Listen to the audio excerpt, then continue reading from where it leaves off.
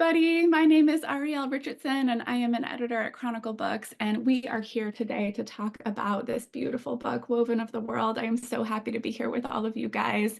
And Dinara and Katey, I am so glad to be here together with both of you. Do you each do just a very short introduction to yourselves and your work? Katey, why don't you go first? I'm Katey Howes, and my career right now is as a author and poet. Not my first career, maybe not my last one, but this book, Woven of the World, is one of the things that I'm incredibly proud of. Um, I started thinking about how people relate to each other when my children were little, and we lived in a neighborhood with lots of different cultures, and my kids told me that the melting pot analogy didn't make any sense to them because it wasn't the things that melted together or became the same that stood out to them. It was the things that were different and beautiful together. So we went on a search for an analogy. It discovered it as weaving and tapestries, and it became a multi-year journey that brought a lot of people and a lot of energy and a lot of art together for this book. And I feel super special that it has come together the way it has, and that it involves Dinara's art because it blows me away. Like, it's amazing. So we're going to have Dinara introduce herself too here. It's so good to see you. Good to see you. Hello, my name is Dinara Mirtalipova. I'm a folklorist, folk artist, illustrator who illustrated this book. Yeah, I call myself folklorist because I am genuinely interested in cultures, how people are interconnected, and in the storytelling, in the visual storytelling, and so on. And I also appreciated the craft of painting. So every book that I make, I try to pour all of my heart into it and to take my time with the painting process. And yeah, I remember when I first received the manuscript and I opened it and I read the words, they felt just so poetic and beautiful and lyrical. And I remember this excitement, and I felt like I really wanted to bring this story to life. And that was the beginning of it so many years ago.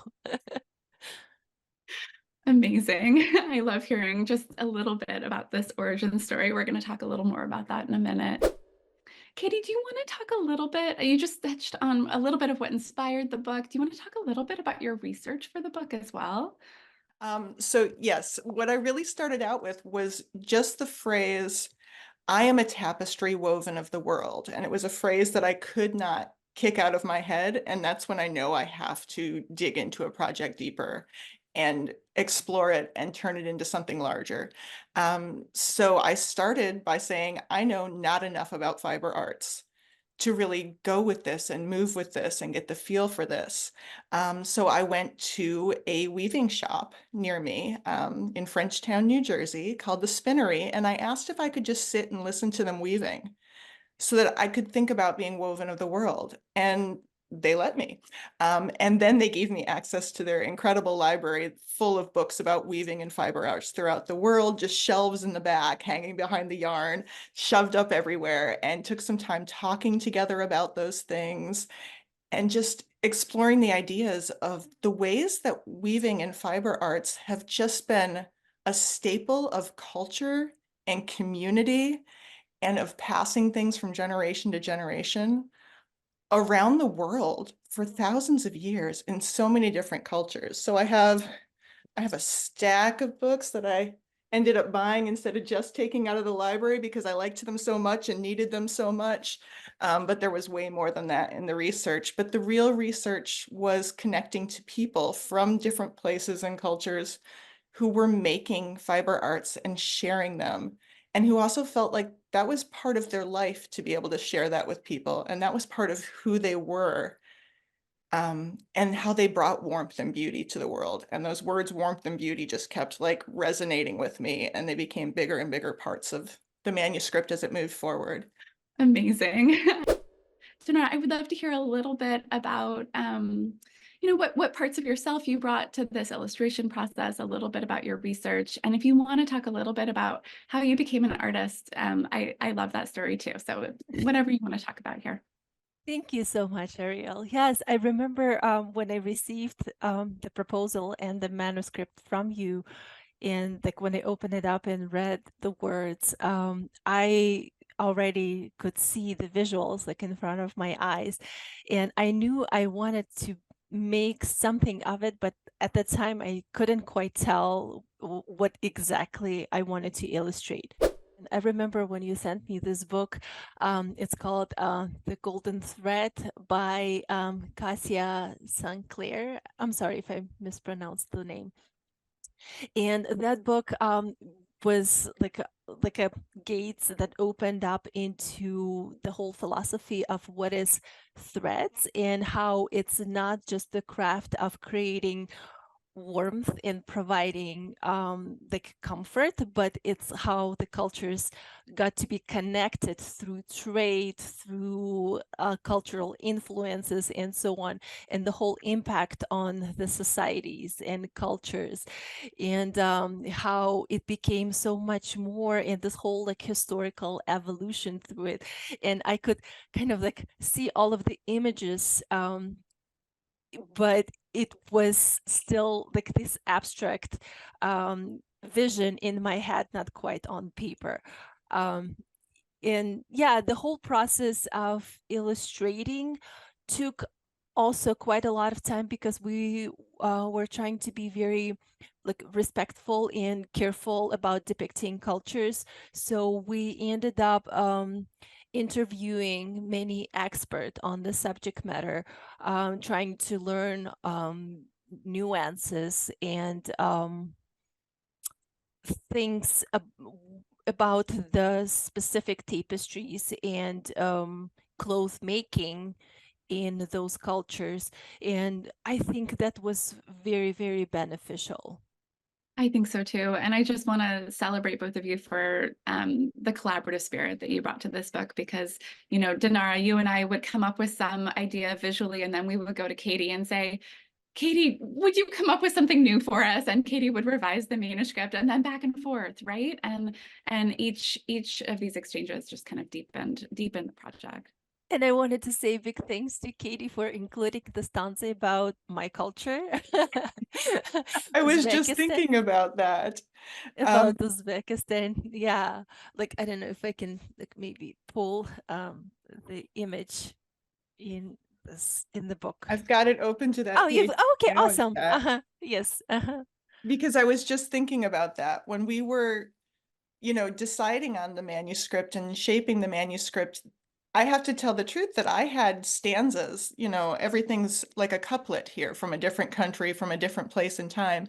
I had so many everywhere on the floor of my office at one point because I wanted to represent so many places.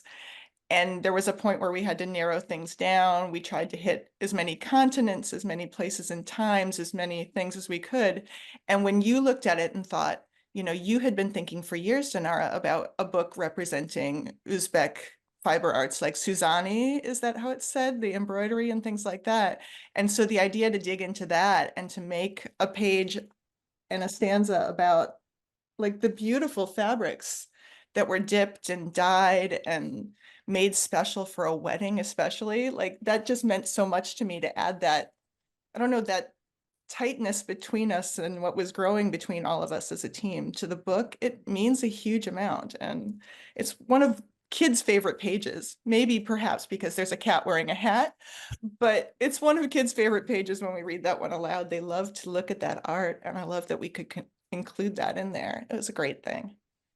Yeah. This is a personal book. I mean, you both have author's notes and illustrator's notes where you really talk about what this book means to you and all of these beautiful details. I just want to show a little bit of the book and, how we celebrate weaving in the back matter as well.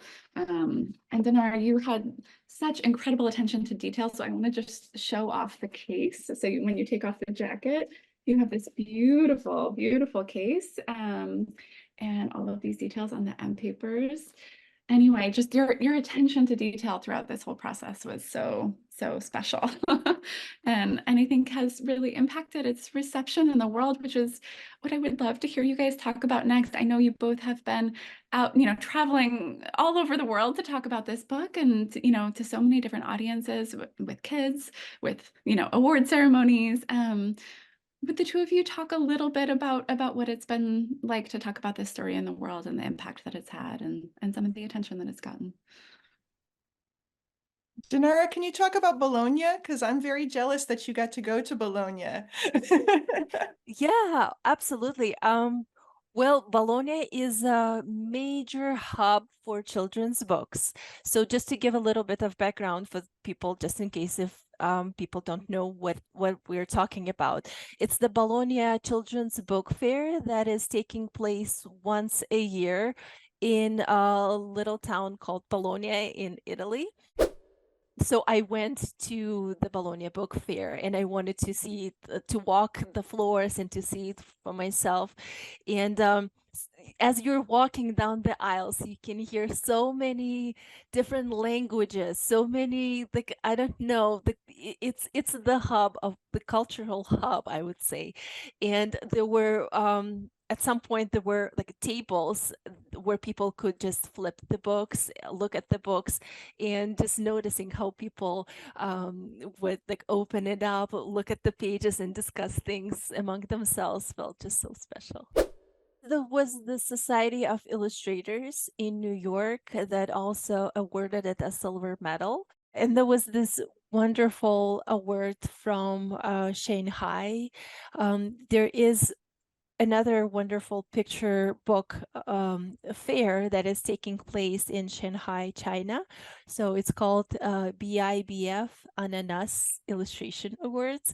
And I felt so honored that Woven of the World received Grand Prix for last year.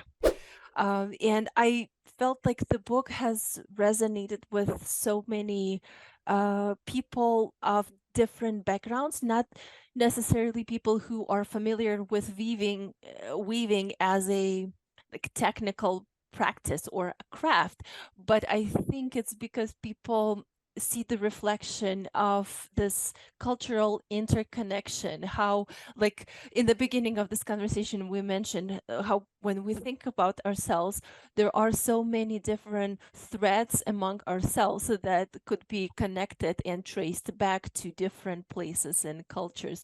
And I think this book manages to help people to see the reflection in it, like in themselves. That's beautiful. That makes me really happy. I should say that it was just one of two American books that got recognized at the Bologna Book Fair as well. So that felt like quite a special recognition. Katey, I know you've been doing so many events with kids. Can you talk a little bit about what that's felt like and how you engage with kids about this story and the impact it's had?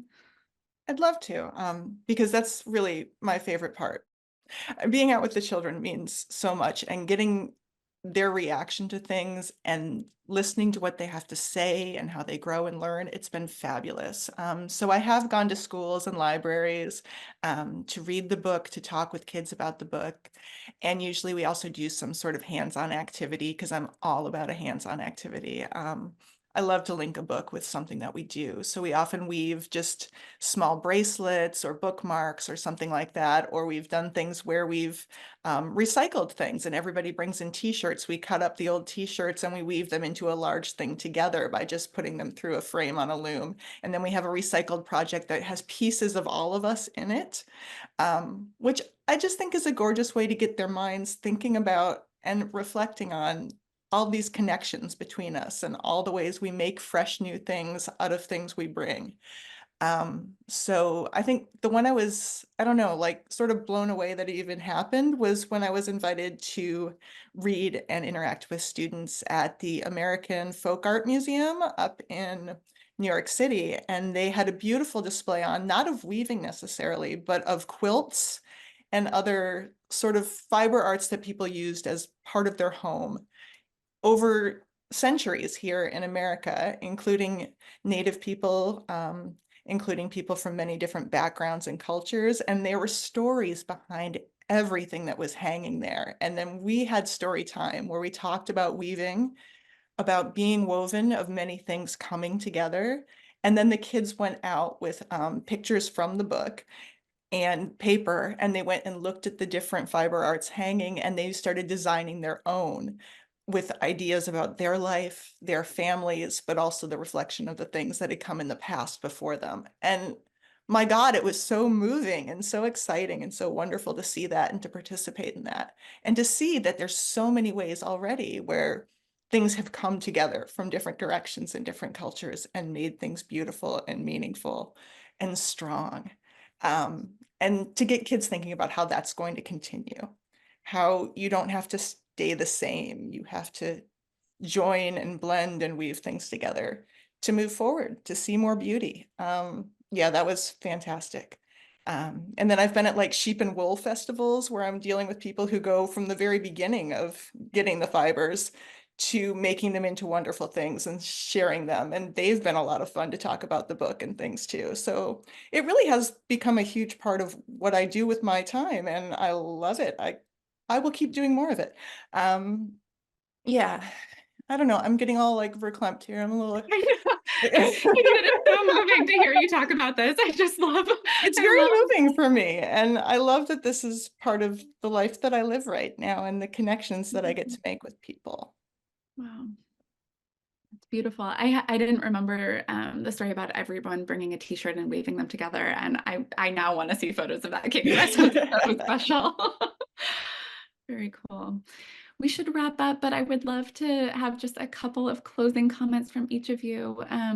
We've been talking about the threads that connect us, and I can feel the threads connecting the three of us in this room right now, from across the US. And I'm wondering if you have anything you want to say about those threads and about the future, what your hopes are for this book, what your hopes are for your communities, and those threads that connect us. The relationship that grew from simple words and big hopes into a book that we can share with people, seeing it published in Turkish and seeing people on Instagram, and I have to go get Instagram to translate the Turkish for me so I can see what people are saying, and you've got it. I get so excited about Korean seeing too. these Yeah. things and holding them, or in Korean, and seeing this book in so many places. I haven't experienced anything like this. And if anything, the bigger things grow, the tighter tied I feel to people who were part of this, whether it was the three of us or whether it was people who came and looked over art or looked over words and facts or made sure that I knew whether it was BC or AD when things happened, because I'm not always precise about those things. And the idea that we are all still like a tapestry that is growing, that new layers are coming down all the time, and that we may not see the big picture yet of who we are or what we're going to be, of who the books are or what the books are going to be, but it comes down layer at a time, and that we can trust the people around us to help us make that happen and make that beautiful, and to love each new layer as it comes. Like, this has been very, very meaningful for me and my mindset. And I'm really grateful for all of it and excited for what happens next too, and to stay tied very tightly to you guys no matter what, even if we're not on a project together at the same time, because what you do matters to me a lot now too. Yeah, that's very beautiful, Katey. Thank you. Yeah, I agree with you completely. This book also celebrates the weaving as a physical act, I would say, like through hugging, through touching, through like supporting and lifting each other. So I think in a world where we all in times feel like we are so different, I think it's important to remember how at the same time we are so connected and we're the same. And yeah, I think it just helps back, like to bring back the whole humanity aspect of it and to be there for each other. Thank you, everyone, for being here today to listen to this wonderful conversation. And thank you to Anita and everyone at Threads for the invitation. This has just been really special.